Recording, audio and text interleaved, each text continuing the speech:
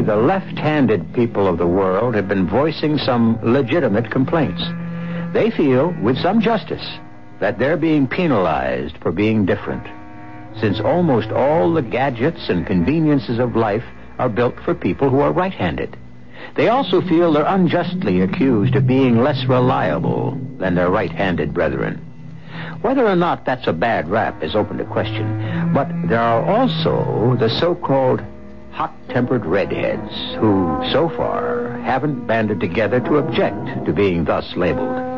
But A. Conan Doyle immortalized redheads forever when he pitted the Red-Headed League against the marvelous deductive abilities of the world's greatest detective, Mr. Sherlock Holmes. Mr. Sherlock Holmes? I'm Holmes, and this is my colleague, Dr. Watson. How do you know? Now, you've told me your name is Jabez Wilson, and beside the obvious facts that you've at some time done manual labor, that you take snuff, that you're a Freemason, that you've been in China, and that you've done a considerable amount of writing lately, I can deduce nothing else about you. What? How in the name of all that's holy do you know all that? Are you some kind of a wizard, Mr. Holmes? Not at all. Well, then it's some kind of trick. Oh, certainly, I began working in life as a ship's carpenter, but there's no way you could have known that except... Your hands, my dear sir. Your right hand is at least one size larger than your left. Oh. Therefore, you've worked with it. The muscles are obviously more developed. Oh, well, but the snuff, then, and the Freemasonry. I won't insult your intelligence by explaining the snuff.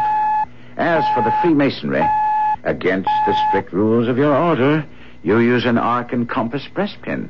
Oh, of course, I forgot that. But the writing, sir. What else can be indicated by that right cuff, so very shiny for 5 inches, and the left one with the smooth patch near the elbow where you rested it upon a desk? Yes.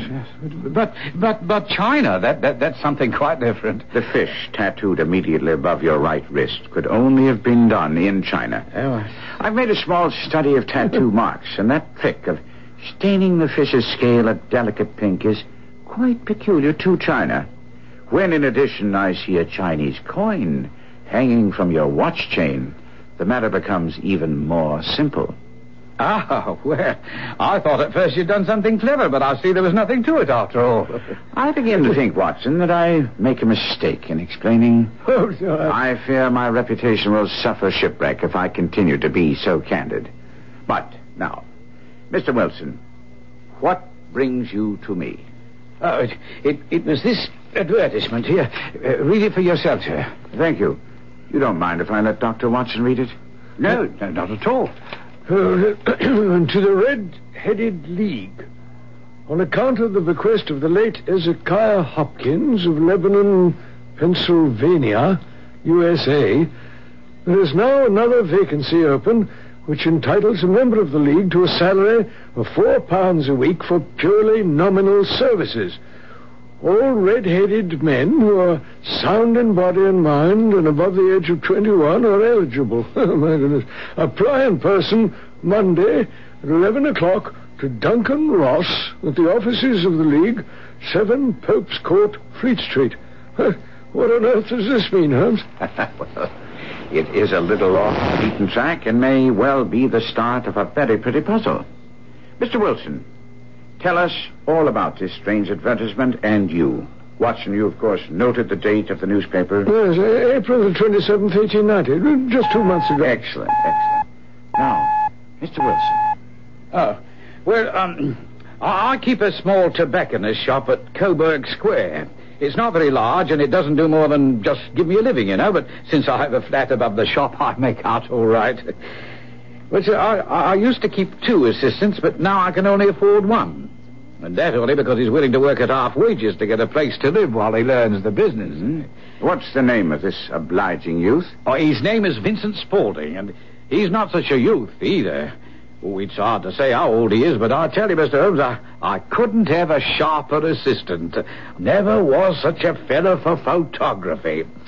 Snapping away all the time with a camera and then diving down into the cellar to develop his pictures. That's his main fault, but there's no vice in him, you know. As a matter of fact, it was he who called my attention to the advertisement. Ah. Can you remember how that happened? Oh, like it was yesterday, Mr. Holmes. I was coming down from my living quarters into the shop when Vincent said... I wish to heaven, Mr. Wilson, that I was a red-headed man. Ah? Oh, why on earth should you wish that? Why? Because here's another vacancy on the League of the Red-Headed Men. What? It's worth quite a bit of money to the man who gets it. Only my hair would change colour. It'd be a nice little post all ready for me to step into. Oh, well, what is this Red-Headed League? Oh, I'm that surprised you've never heard of it. With your head of red hair, you're eligible for one of the vacancies. Ah? Well, what's a vacancy worth? Couple of £100 a year. But the work doesn't interfere with one's other occupations. Doesn't it? Well, tell me about it. Do you know how it got started? Well, as far as I know, the League was founded by an American millionaire, Hezekiah Hopkins, who was a real eccentric. He himself was red-headed, and he had a great sympathy for all red-headed men. We never married, had no relatives, and when he died, he left his entire fortune in the hands of trustees, with specific instructions to apply the interest only to provide easy jobs to men with red hair. Oh, but there'll be millions of red-headed men who'll apply. Oh, not as many as you might think. I believe if you cared to apply, you'd walk away with the job. But perhaps it's not worth your while to put yourself out for the sake of a few £100. Well, it was certainly true that our visitor's hair was of a particularly brilliant shade of crimson. But to me, the whole business smacked of the ridiculous. I couldn't understand Holmes' keenness in asking Wilson for more details. Well, you see, Mr. Holmes, since Vincent Spaulding seemed to know so much about it, I figured he might be useful to have along. So I ordered him to put up the shutters for the day and to come along with me. All right, sirs. This way, if you please. Allow me to introduce myself. I'm Duncan Ross. Give me your hand, Mr. Wilson. Allow me to congratulate you. The vacancy is yours. What did I tell you? Are you a married man, Mr. Wilson? Do you have a family? Well, neither, but does it make any difference? Oh, dear me. This is very serious indeed. I'm sorry to hear about your bachelorhood. But I must explain that the fund wasn't only set up for providing pleasant jobs for red-headed men, but for the propagation and spread of redheads as well. You must see this puts me in an awkward position, most awkward. Well, couldn't there possibly be an exception made, Mr. Ross? I mean, in this case where you have such a magnificent head of hair. Yes, well, we might stretch a point in your case. Yes, we might. After all, it isn't as if you hated women. You very well may someday marry. Oh, well, I might, but... Then let's say no more about it. When can you start? That might be a problem. You see, I already have a business. Now, don't you worry about that, Mr. Wilson. I can look after that for you. Well, now, what are the hours? 10 a.m. to 2 p.m., 6 days a week. That might work out. My busiest time is early in the morning and the early evening. And I can handle the shop while you're away. Yes, it seems satisfactory. And the pay? £4 a week. And the work? Purely nominal. What does purely nominal mean? Well, you must be in this office the entire time. The will is very clear upon that point. I cannot make it strong enough. If you leave, you lose the position forever. Oh, I'm sure I'll be able to stay here the whole 4 hours. And no excuse will prevail. Neither sickness nor business. There's no such thing as an emergency. Oh, yes, sir, I understand. Well, I certainly hope you do, Mr. Wilson. I've already made one concession, but there'll be absolutely no others. I should abide by the rule, but what is the work? To copy the entire Encyclopedia Britannia. Now, there is the first volume on that press. You must find your own ink, pens, and blotting paper. We provide the table and the chair, and you agree to start tomorrow. Do we understand each other? Oh, yes, perfectly, Mr. Ross. And you may depend upon me being here promptly at 10 tomorrow.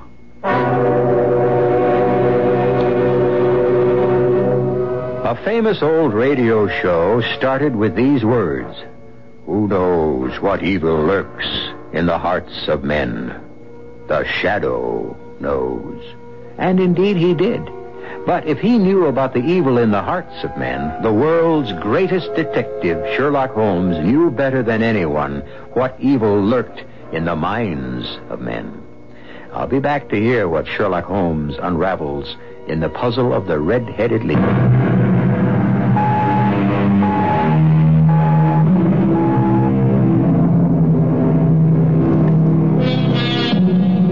Mr. Phineas T. Barnum said, "There's a sucker born every minute.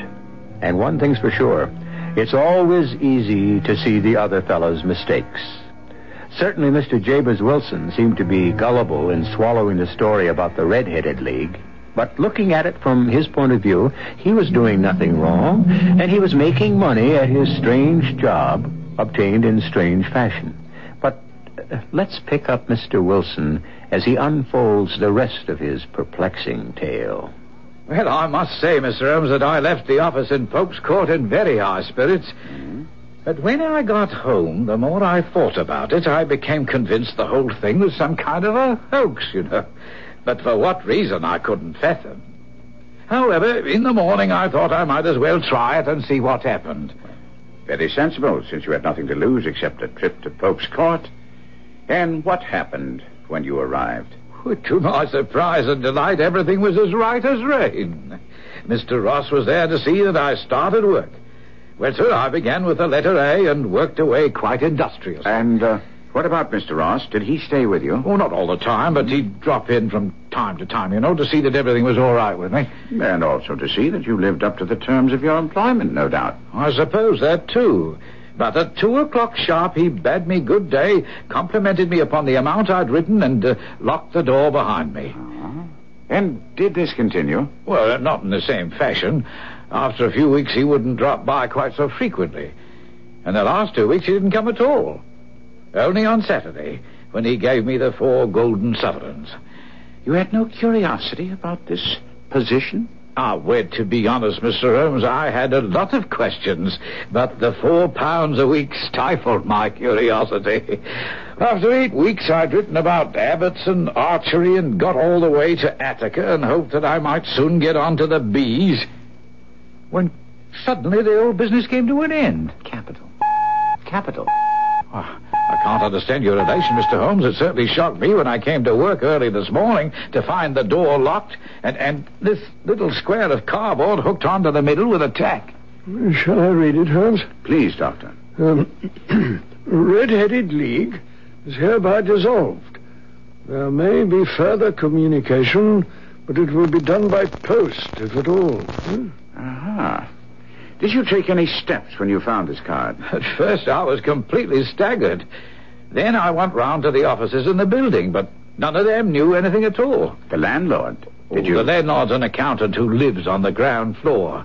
I asked if he could tell me what had become of the Red-Headed League, but he said he'd never even heard of them. And your employer, Mr. Duncan Ross? The landlord said he knew no such gentleman. Now, come, Mr. Wilson. Your employer must have been known to the landlord. If not by that name, then another. Oh, exactly, sir. When I described the red-headed gentleman in room number 4, the landlord told me that his name was Charles Morris. He was a solicitor, using the room only until his new offices were ready. He moved out yesterday and was at his new address, 17 King Edward Street, near St. Paul's. And when you got there, the cupboard was bare. That's right again, sir. It was a manufacturing house. Oh, no. No one had ever heard of Ross or Morris or the League.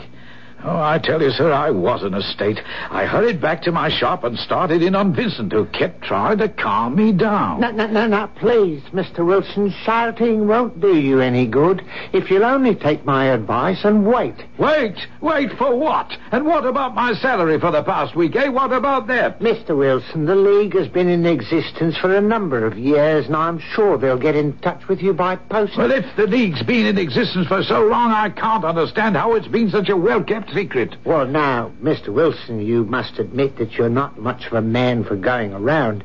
Why, since I first came here, you rarely put your foot out of doors. I I'll confess you have something there. And that's why you've never heard of the League. But I assure you, it's been well known and highly regarded for a long time. All right, since you know so much, can you explain what happened? No, sir. I cannot. But I'm willing to wager that you will hear from them again. I just hope that it won't be what I fear. Eh? What's that? You remember when you got the job, there was some question about your marital status? Now, I'm not saying this is so, but it's just possible that the entire board may have had some second thoughts and overruled Mr. Ross' decision about taking you on. Oh, well, if that's the case, I should have a chance to explain. Perhaps I could set their minds at rest. How do you mean? Well, it just so happens that that recently I have encountered a young lady who I think might just be suitable for well, I have been thinking about marriage. Oh, now that's an important factor, Mr. Wilson, very important. And I feel that somehow the League should be informed of your intentions. Well. How and when did romance enter your life, Mr. Wilson? Mr. Holmes, it was most peculiar. As you heard, I'm generally a stay-at-home, you know, but being cooped up in that office every day for so long made me want to stretch my legs a bit. And this one evening... Now, come, Mr. Wilson. There's no need to be embarrassed about romance, eh, Watson? Quite so. Well, as I tell you, it sounds like she... You see, there was this lady, not a young flippity-gibbet, but a mature lady, you know, and she stumbled. Oh, dear. And I managed to keep her from taking quite a spill, and since we seem to have a lot in common... Was she a redhead? No, but at any rate, we hit it off, and I began to see quite a bit of her, and... well, hang it all, I'm thinking of marrying her. Did you and your lady ever discuss the Red-Headed League? Well, I may have mentioned it, but we didn't dwell on it. Can you recall her reaction? No, and I can't see how she has anything to do with the matter at hand. Perhaps not. At any rate, Mr. Wilson, today is Friday, and if you'll see me on Monday, we may have some answers for you. Do you think that I should... You should go back to your shop and take care of your business. After our red-headed visitor had left, Holmes sat with his lean figure hunched in his chair and his eyes closed. Suddenly he opened his eyes and asked... Well, Watson, what do you make of it? I make nothing of it, Holmes. It's a most mysterious business that seems to have no rhyme or reason. As a rule, the more bizarre a thing is, the less mysterious it proves to be. But I feel that this may very well be a serious matter. And if what I fear to be true is true, there's little time left. What do you propose to do? To smoke. It's quite a three-pipe problem, and I beg that you don't speak to me for 50 minutes.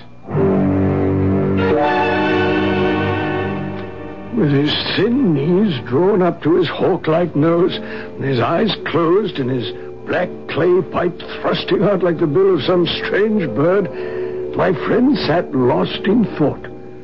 Suddenly, he sprang out of the chair, put his pipe down on the mantelpiece, and said... What do you think, my dear doctor? Could your patient spare you for a few hours? Oh, I have nothing to do today. My practice is never very absorbing. Good. Then come along. We traveled by underground as far as Aldersgate, and then a short walk took us to Saxe-Coburg Square. It was a poky little shabby genteel place with 4 lines of dingy 2-story brick houses.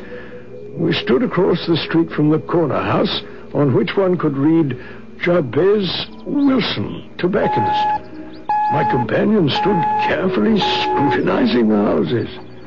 What are you looking at, Holmes? The houses and shops and the names. Well, surely you know the name of Jabez Wilson. This is a time for observation. We are, so to speak, in enemy country.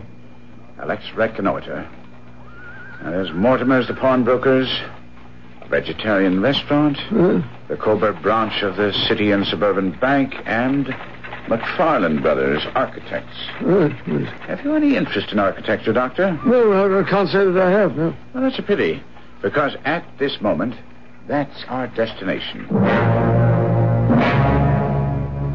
I wondered what in the world Holmes wanted with a firm of architects. But as we approached the door, I was amazed to see the familiar figure of Athelney Jones, the detective from Scotland Yard. My surprise was equaled by Jones. Hey, if it isn't Mr. Sherlock Holmes. What brings you to this part of London? I might ask the same question of you? Oh, purely a routine matter. A stupid attempt at robbery, although why in the world any criminal would want to break into McFarland Brothers beats me. Ah, this was recent? No, I've just come down to tell the owners that our investigations haven't turned up anything and that we'd best forget it for a while. I'm curious. Could you give me some details? Oh, it's really not in your line, Mr. Holmes. But here are the facts. A couple of months ago, the night watchman was making his usual rounds when he came upon two men trying to open the safe in the offices of McFarland. Although there's no cash and no securities, in fact, nothing of any value. Ah, that does seem stupid. And what happened? They overpowered, bound, and gagged the watchman, left him in the outer room, and then left without taking anything because there was nothing missing from the safe in the morning. Was a thorough check made? Oh, come, Mr. Holmes. Every penny accounted for. Well, since you came down here to report failure, I assume that the night watchman didn't give you much of a description of the robbers. No, it was the usual meaningless jobber. No good to us at all. One thing, though, they weren't amateurs. They used gloves so as not to leave fingerprints. That's very significant. To you, maybe, Mr. Holmes, but to us it's normal, the usual procedure of professionals. Quite so. Well, come along, Watson. There's nothing more that we can do here. But Holmes, what about your interest in architecture and our visit to McFarland? My dear doctor, we must remain flexible if we're to get to the bottom of the matter we're investigating. Yes, sir. Let's say goodbye to Inspector Jones. Now, hold on a minute, Mr. Holmes. This, matter you're investigating, is it something that Scotland Yard might be interested in? It very well may be, Inspector, but before I call on you for help, I have to prove my theory beyond a shadow of a doubt. That was a most informative discussion we had with Jones, don't you think, Doctor? You consider a bungled burglary and a failure on the part of the police informative. I suppose you can call it that. Oh, my dear chap. How can you listen and not hear? Well, I heard every word that was said. You don't think it instructive that an obvious pair of professional thieves, while careful enough to wear gloves, select an unlikely target, such as an architect's office, as a likely place for a haul? Everybody makes mistakes. Very true, Watson, but mark you. They tie the men up, open the safe, and don't touch the cash. Well, because it wasn't worthwhile taking. Ah? I put it to you, Watson, that it was a very successful robbery. Oh, no. That the thieves got exactly what they wanted, and if what I suspect is true, the watchman is lucky to be alive. What in the world were they after? You know my methods, Watson. You have all the information I have. All that's necessary is for you to think. But, here we are, outside our destination. Well, why on earth are you beating the pavement with your stick? Part of my observations, Doctor. Now, let's see the inside of Mr. Wilson's establishment. Yes, gentlemen. What can I do for you? I'm sorry to bother you. We only wish to know how to get from here to the Strand. The third right, fourth left, and you're on the Strand. Thank you. Smart fellow, that. In my judgment, he's the fourth smartest man in London. And for daring, I'm not sure that he hasn't a claim to be third. Evidently, Mr. Wilson's assistant counts for a good deal in this affair of the Red-Headed League. I'm sure that you asked your way only in order to see him. Not him. Oh? Well, what then? The knees of his trousers. Not only Watson, but all the millions of Sherlock Holmes fans are familiar with his methods. You, like Watson, have all the information. All you have to do is apply the science of deductive reasoning as expounded so often and so well by Sherlock Holmes, and you'll come up with the answer as to why Holmes was interested in the knees of Vincent Spaulding's trousers. You'll find out whether you are right or not when I return shortly with Act 3.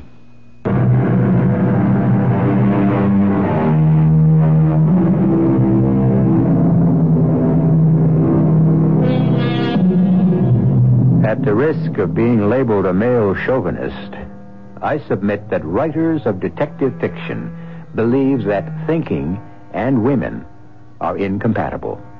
To prove my thesis, let me point out that the three greatest thinking detectives of all times, Sherlock Holmes, Nero Wolfe, and Arsène Lupin, avoided involvements with the opposite sex. They must have believed that romantic involvement would, in some way, affect their judgment. At any rate, in today's story, Holmes is concentrating on red-headed males, and we find him and Dr. Watson in their Baker Street flat. Holmes had been poring over a map of London streets for some time, and also had a back issue of the Times open to the financial page, when he finally folded the map, looked up, and said with a sigh of satisfaction, I think there's no chance of my being wrong now. Well, I'm sure you're right, but I'm blessed if I know what you're right about. Can't be the visitors I'm expecting, but come in. Vincent Spaulding was right, Mr. Holmes, and so were you. I've heard from the Red-Headed League. Indeed. There's to be a weekend meeting starting tonight at the Cork and Bottle in Surrey. Surrey? Reservations have been made for me, and then they'll discuss my problem. Well, what do you think of that, Mr. Holmes? How did they get in touch with you? Well, by post, as they said they would.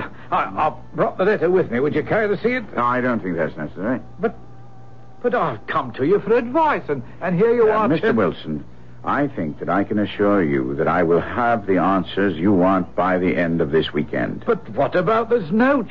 Should I go or not? I insist that you go.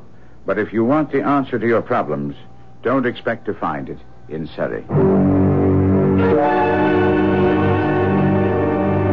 After Holmes had persuaded a reluctant Jabez Wilson to keep his weekend rendezvous in Surrey, and he'd rushed off, I looked at Holmes. Holmes, I'll confess that this nonsensical charade of the Red-Headed League seems to me to be just a silly kind of game. On the contrary, my dear Watson, it's serious. Very serious indeed. Oh, dear. You characterize this as a charade, and your instincts are always good. The whole device used to get our friend Wilson away from his shop for 4 hours a day was staged, and quite brilliant. But why in the world would anyone want that? There's nothing in that shop or house of any value. Think, Doctor. Remember I observed that the knees of Vincent Spaulding's trousers were covered with dust and badly worn? Yes. Add to that his habit of rushing down to the cellar at every opportunity. Ah, of course. Buried treasure. You're an incurable romantic, Doctor, but at that, you're not too far off the mark. And that, I think, signals the arrival of our companions for this evening's hunt. Will you be kind enough, Doctor? Yes. Come in, gentlemen. Now our party is complete, Watson. I think you know Inspector Jones of Scotland Yard. Let me introduce you to Mr. Merriweather, who will accompany us tonight. How do you do? We're hunting in couples again, Doctor, you see. Our friend Holmes is a wonderful man for starting the chase. All he wants is an old dog to help him do the running down. I hope we don't find a wild goose at the end of our chase. Bankers don't place too much trust in theories and fantasies, Inspector. We're interested only in cold facts. And cold cash also, eh, Mr. Merriweather? Well, that's why I allowed the inspector to persuade me into coming. Although it's the first Saturday night in 27 years, I haven't played bridge. I miss that, Mr. Holmes. Well, I think you'll find you're playing for a higher stake tonight than you've ever done before. And that the play will be more exciting. Then what do you think the stakes are? £30,000. How do you arrive at that figure? Isn't it true that some months ago you had occasion to strengthen the resources of your branch of the City and Suburban Bank? And according to the Times here, you borrowed 30,000 Napoleons from the Bank of France? No, that's fairly common knowledge, sir. As a matter of fact, there's been some discussion among our directors about the wisdom of keeping so much bullion on a single branch. A discussion which was very well justified. I have reason to believe that an attempt will be made upon that bullion this very night. No, that's ridiculous. We've the best protective service in the City of London. The cases containing the bullion have never been unpacked. We're absolutely immune to any attempt at such a theft. I beg to differ, Mr. Merriweather. Come in. What's this? A telegram. I'll give it here, lad. And this is for you.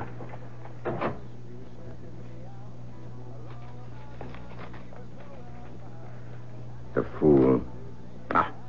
This may spoil everything. What is it, Holmes? Our friend Wilson arrived in Surrey and found he was the only guest expected. He's furious. In returning to London tonight, he must be stopped at all costs. No, that's hardly possible, unless he isn't already on the train. Well, if he returns to his shop, we may miss our chance to lay these fellows by the heels. His life is also very much in danger. Inspector, you didn't tell me there might be some physical danger in this situation. Not to you, Mr. Merriweather. They don't know you, but if this Vincent Spaulding is the man I believe him to be, murder isn't beyond him. And if Jabez Wilson interrupts those plans, Spaulding would think nothing of killing him. Well, here, let's see. From Surrey. Earliest train out.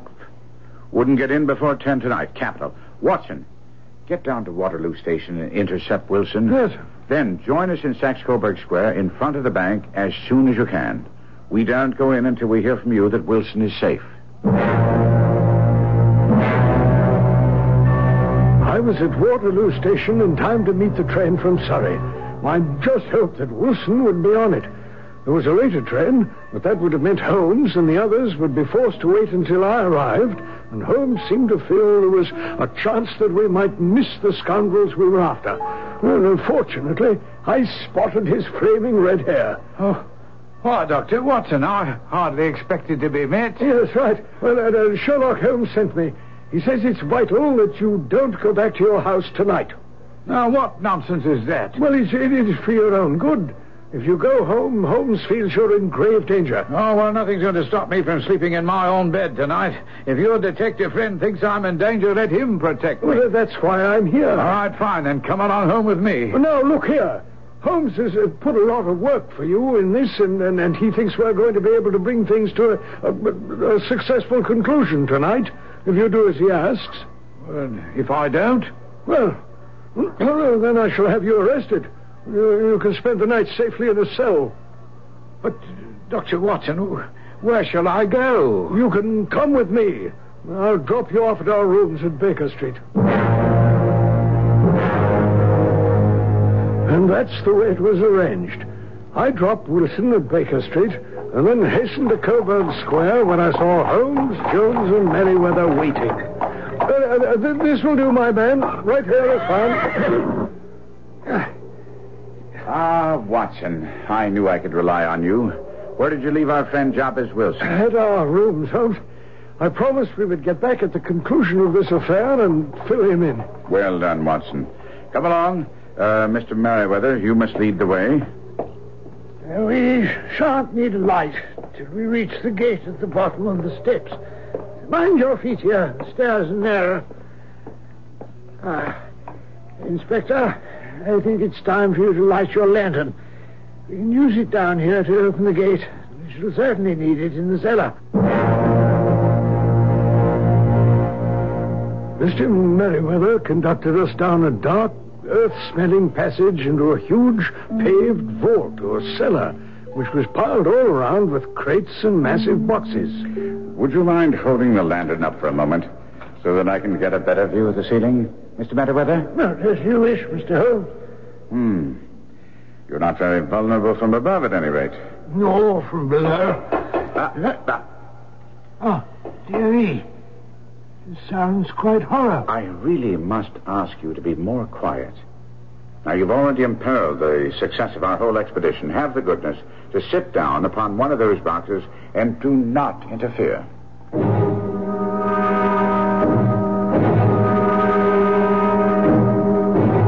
Holmes fell to his knees on the floor, and with the lantern and magnifying glass began to examine minutely the cracks between the stones. I suspect we have at least an hour's wait. When they start, they won't lose a minute, however. But the sooner they complete their work, the more time they'll have for their escape. They'll need a great deal of time, if your theories are correct, Mr. Holmes. The crate on which I sit contains 2,000 Napoleons packed between layers of lead foil. There are 15 of these crates altogether. How you imagine these so clever thieves are going to transport them is beyond me. That problem concerns me, too, but I'm afraid that we shan't have the answer until we've bagged the men themselves. In order to make sure that there'll be no slip-up, I must ask you, Mr. Merriweather, to put the screen over that lantern. And sit in the dark? I'm afraid so. Our thieves' plans have gone so far we dare not risk a light. I suggest you conceal yourself behind that packing case, Mr. Merriweather. Watson and Jones and I will also find places of concealment. And, Doctor, if the men fire, have no compunction about shooting them down. If there's anyone to shoot at, this whole fantastic scheme isn't the product of your fevered imagination. Fortunately, I do my work for pleasure alone, Mr. Merriweather. Let me use this part of our wait by asking you some questions. As you wish. Why would anyone pay a man £4 a week to copy the Encyclopedia Britannia? Unless he were demented, I cannot imagine. Or unless he wanted to be sure that man wouldn't interfere with the work he had in mind. What work? In a moment. Why would professional thieves bind a watchman, open a safe, and take nothing? Ask Inspector Jones. I'm no good at riddles. Well, then I shall ask you a question I believe you can answer. Who were the architects for this building? Well, of course I know that. The McFarlane brothers. Exactly. The McFarlane brothers' premises were the ones invaded by the robbers. I'm sure they either took or made copies of the plans for this building. No, Mr. Merriweather. The facts will bear only one interpretation. Some very astute thieves have been tunneling under the street for the past 2 months. And tonight, there will be an attempt made on the bullion. You've convinced me, Mr. Holmes. Have you done what I asked about Wilson's shop in Coburg Square, Inspector? Aye. There's a constable and 2 officers waiting at the front door. Well, then they've stopped all the holes. Now, we must be silent and wait. I placed my revolver, cocked, on the top of the wooden case behind which I crouched. We waited there in the cold, dank air of the vault, with only the smell of hot metal to assure us that the lamp was still there, ready to flash on at a moment's notice. Suddenly, my eyes caught the glint of light. At first, it was but a spark, and then it became a yellow line, until, with a rending, tearing sound, one of the paving stones turned over on its side, and a wooden projectile of some sort appeared. And then a man. All right. Give me a hand with the sled and the wheels, Archie. Everything clear up there? All clear. Swing up the ropes and the chisel. You're under arrest. Archie. They've got me, but you get away. I very much doubt it. There are 3 men waiting for him at the door of the shop, Spaulding, alias John Clay. And who are you? He knows me by name. Sherlock Holmes. At your service, a detective who's been following your career with interest and whose pleasure it is to end it here tonight.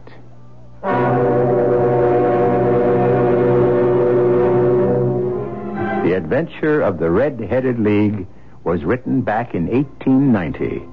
And yet, last year, we read of 2 daring robberies in France where exactly the same methods were employed. Tunnels were dug under streets, connecting with sewers, and then on up into the vaults of 2 banks.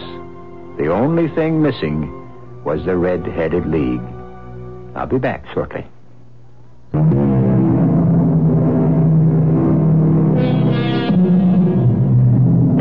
Conan Doyle was never noted as a man with a great sense of humor, but that's only because he rarely employed it in his writing. As a matter of fact, he had a keen wit. The proof? In his first year of independent medical practice, before he started writing, his earnings were exactly 154 pounds. When he filed his tax return, he showed that he owed no tax at all because of his earnings. The authorities returned his form with the words, "most unsatisfactory," scrawled across it. He sent it back with his own comment, which was, "I entirely agree." Our cast included Kevin McCarthy, Court Benson, Robert Dryden, and Ian Martin. The entire production was under the direction of Hyman Brown. And now, a preview of our next tale. Oh, I can control myself, Uncle John. If I could keep myself in hand, swallow my bile all those years I had to scratch for handouts, how easy do you think it's going to be for me now that I'm king of the hill? Carl, boy, save some pity and sorrow for the poor old man. He was your great-uncle. He was a family nemesis. He sat on the estate and the money, pontificating on the virtues of frugality and self-denial, refusing my father his share, hounding him into mediocrity, turning him into a fawning dog, killing him in the end. And my mother with him, may he rot in hell. The bishop. Well, then, in heaven, wherever he chooses, or wherever he was led, all I care for is that at last he is dead and I am alive and free. This is E.G. Marshall inviting you to return to our Mystery Theater for another adventure in the macabre. Until next time, pleasant